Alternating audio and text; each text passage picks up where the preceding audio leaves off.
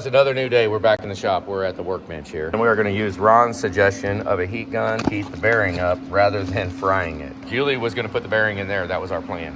Now I think I'm going to maybe clean the steel off a little bit, and I'm going to heat the bearing right here. How hot is too hot? 400 degrees? I don't know. There's still heat inside of the carrier. Touch that red spot, see what that is. Keep going right there. Oh my God, why is it so warm? It's 41 degrees at the flange. That is freaking nuts. See how hot we can get this bearing with this heat gun. On the top right of the screen, 126 degrees, 89 degrees. You can see on the top left, but that's where the crosshairs is, so we're still cold. It's probably gonna be better to set it down. That way the heat can be focused down in there in the center. Probably just go straight down in it, huh? Oh goodness, that works a lot better. 135 degrees. Trying to not heat it up too much, but I'd like to see, 200 degrees, something like that. I think it'd be safe at that temperature. All right, put the crosshairs in it. Let's see where we're at. 160 degrees. It's definitely warm. Let's let it sit and let that heat radiate into it. I guess I could be heating up the other one too. We might as well get the other bearing out. Let it a little bit of time go so some heat can saturate into the bearings.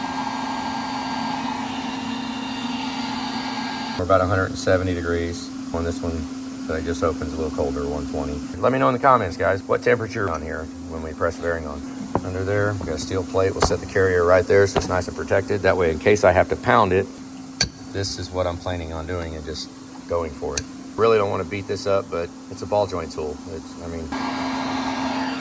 211 degrees.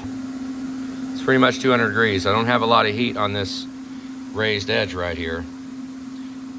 You can see it's kind of cold. We're at about 115 on that edge. I don't know. I almost want to get a little bit more heat on that.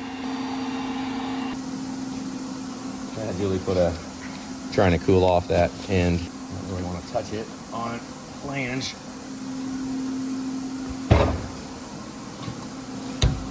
Right there, probably should have put this transmission fluid in the freezer. Okay, are we ready? Don't pick it up with your bare hands. Just gonna go for it? Yep.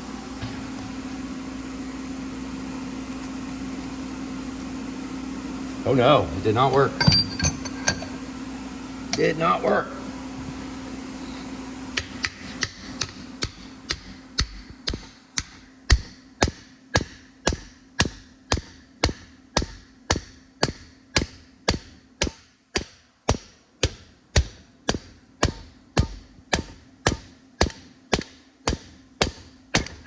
Oh, did you hear that?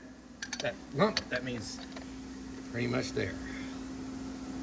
Yep. That worked pretty good, actually. Yeah, that was not bad at all. Honestly, I'm fairly happy with that. Maybe I ought to put it back in the freezer. I don't have enough heat right here yet.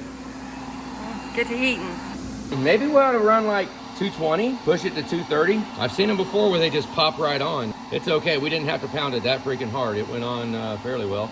Did we put it on backwards? No. 166. Keep going. 181. 199. Inner part of the bearing. What the heck you call that? The bearing cage? No, that's the case. Or I don't know what the hell it's called.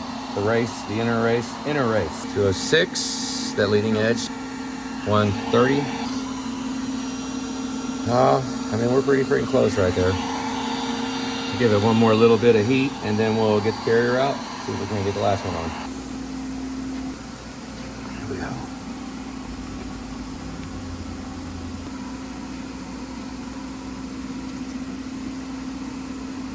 Where's that?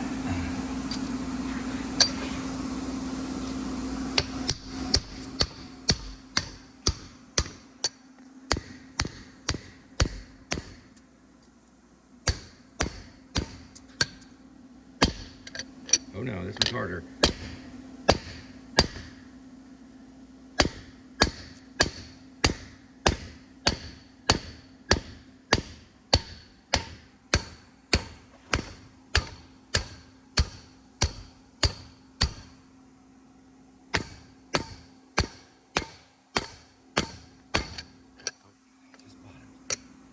Yep, just bottomed. Okay, it's fairly easy to tell when it does bottom.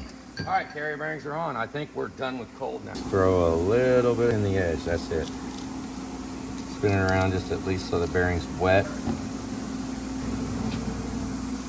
So we've got them marked, but I remember that the passenger side only had one beveled edge.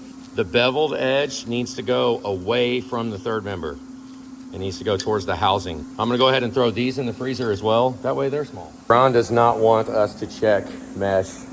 I get it, I understand. I mean, he's a rear end guy, and I think Ron's excited to just get the cab off. Enough with the freaking chassis. We could have had the cab off right now, getting the engine out, have the rear axle going, have all that crap, the front end, and I've done that before, many, many times.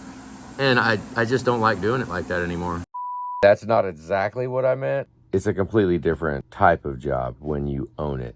Trying to do it as a company, tie all of this onto a bill of warranty. All these parts came from all these places. And go ahead and keep watching for why I no longer am a fan of the freezer. A lot of this stuff, as I'm sitting here going through this video, I'm getting upset at myself. I like focusing on one part of the truck rather than having every single freaking part taken apart. I mean, it's just more enjoyable like this. Throw a little gear oil back there so that that pinion bearing will have a little bit of oil in it. Chop back all this out. A very commonly overlooked is the vent. I just blew in there. Gotta clean that out really good. There, it was clogged up. The pressure gets too hot and it needs to be able to vent, so we are gonna have to get a vent hose back up to the frame where it's supposed to be. I mean, we can replace the fitting. We need to shop back down into the hole is what we need to do. Oh, thank God I got this shop vac right here. Get as much as we can out of the tube, maybe spray some brake clean in it. Something, just try. All right, Julie's gonna go down on that edge and spray it in here, and let's just go. Wash it all out. Oh my goodness. Okay, hang on. Let's do this. Go. Can you feel air sucking through the... Oh yeah, okay. She's spraying in there, and let's just clean out the tube. You can see it spraying through. Okay. You could put any freaking hose on it, actually. It doesn't even matter. We just need to move this vent up to the frame. All right, let's go for it. I just wipe these down, feel them, feel for anything adverse. That one kind of looks like little witness marks of spinning, but I don't know. That one kind of doesn't. Julie is bringing carrier with bearings on it. Driver side shim. This one is chamfered on both edges. I'll put the biggest chamfer facing out like that. That'd be very easy to screw this up, wouldn't it? Put it in the wrong spot.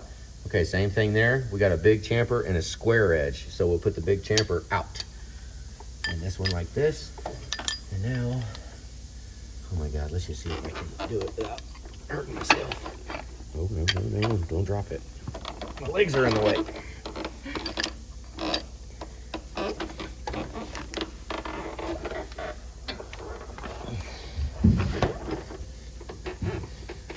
Your fingers are in the way. Oh God. Oh God.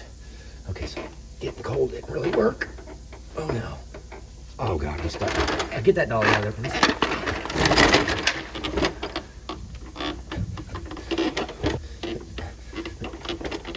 Come on now. Oh goodness. I'm gonna get my shim out.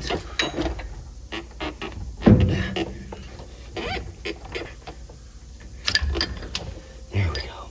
Let's get that in there. Okay. Now, make sure we got the chamfer out. Now I need to pry it over. Yep. That is freaking cold. I probably ought to have a dead blow. Okay, I'll have to go grab it.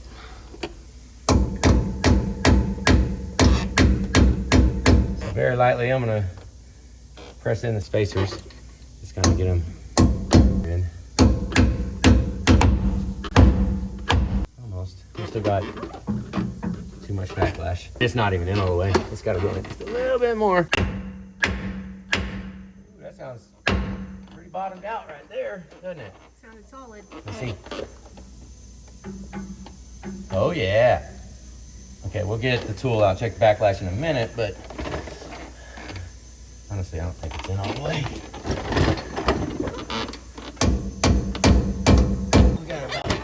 We're doing about 90 foot-pounds. 88.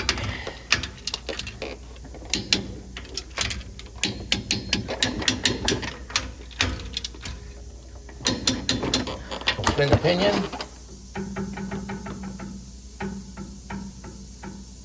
I don't know. Try to guess how much that is. It's supposed to be 10. I mean, it might be 10. Go from pop to pop. There, that's 50, what, 2.5? 62 and a half, okay. That looks like our backlash is golden, doesn't it? Goodness, how do we get like, that's pretty cool. Yeah, it's right at 10. Ha! Well, good for us. Oh, now, actually, since it's cold, let's see if it has a wear pattern.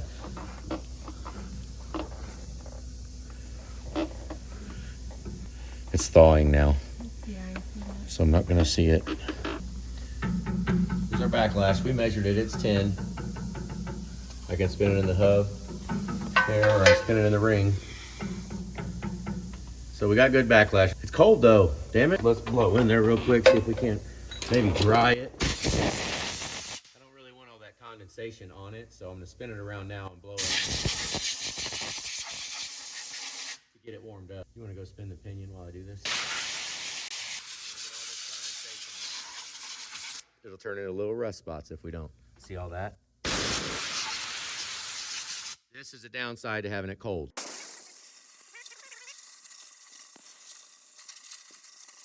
I think I'm gonna come back to it. Let it sit, warm up. We're not gonna cover it up. Just water. I wanna displace it, evaporate it. I wanna get it gone. Really not sure if having it cold even did. Might have been more of a pain in the ass. All right, I changed my mind. We're gonna go ahead and let this warm up a little bit. I'm not gonna cover it yet. Let it warm up. I don't want that condensation to turn into little rust spots everywhere. So we'll give it a couple of minutes. It's still a little cold. We'll let it warm up and I'll keep blowing it off. I don't want this condensation all over everything, especially in those packs there. I'm blowing there really freaking good too as she's spinning. I am going around and dropping some oil down in there. And around trying to get some oil to be caked in between there. I don't want any condensation to form in there and get all that crap seized up. So kind of need to hurry up and get this thing driving. I want that condensation gone. I want to feel it at room temperature. It only takes minutes. Once something gets room temperature and it's got condensation on it, those droplets will turn into rust spots. The carrier bearings go on fine without it being cold, but I'm not going to let it go like this. I want to go ahead and warm it up. Blow it off one more time just to get the heat to equalize. All right, I'm deeming that done. Backlash is good.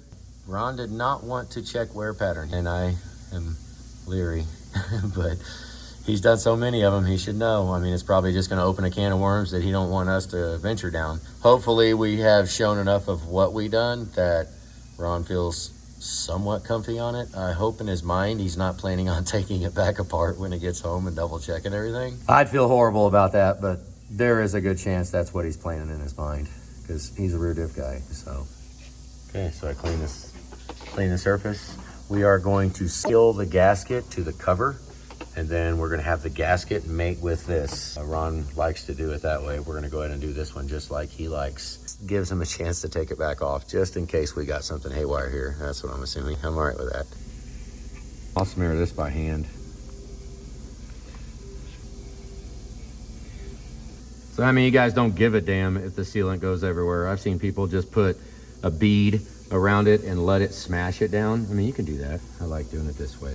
I've always sealed the entire cover on both sides of the gasket. See a truck 6 months after I've touched it, and the bottom of the cover is weeping. Very upsetting. Which way would we put the non-sealed edge? That one has a number stamped on it. Having the number stamped might make it leak. Put that down. Normally, right now, sealant is touching. Now we can put all the bolts in by hand, get the tabs put on the sides. When you tighten this nut, this is gonna spin with it, so you want it to adjust it back here so that when you tighten it, it ends up top. It doesn't always work like that, but we can at least try. I'll go down until it just touches and start to pull some sealant out.